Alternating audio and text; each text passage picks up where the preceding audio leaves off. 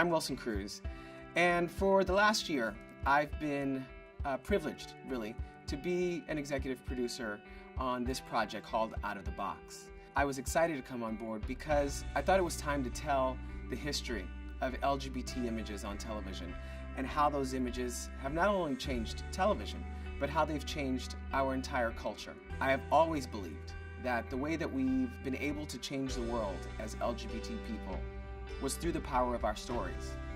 And what bigger and better medium but television?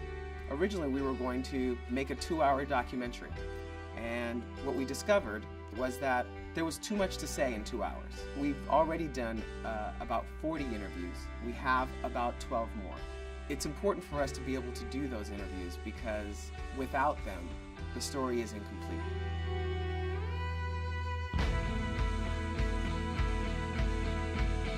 Through time and time again of seeing fantastic examples of people who are gay characters on TV, it becomes less new and it becomes less urgent. I always say that it's so important to see people that look like you on television. For some of the artists who decided to play these parts, it was a risk. It's easy to forget now just how much courage was required for Ellen to come out on the most public of stages almost 20 years ago. When she came out on television and said, "Yep, I'm gay," it was a powerful, thunderous moment. I remember all the magazine covers about it. I think everyone was maybe so afraid of being exposed. There was a lot of reasons why I was afraid to come out and speak to the press about being gay. One day, Miss Ridgway, my third grade teacher, called my mother on the phone and said, "Your son will end up in New Orleans wearing a dress if you don't get him into therapy right away." My coming out process came with some anxiety and some fear. Those are your fellow citizens. Those are people that might live down the street from you, a part of our population that's downtrodden and want freedom and want equal rights. This morning, the Supreme Court recognized that the Constitution guarantees marriage equality.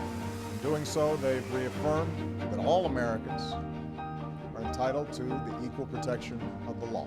People are saying, you've won the battle, you've won the fight. We have marriage equality in all 50 states now, and we haven't won yet. There's still so much work to be done. It's not over. Are you saying that if you become president, you might try to appoint justices to overrule the decision on same-sex marriage? I would strongly consider that, yes.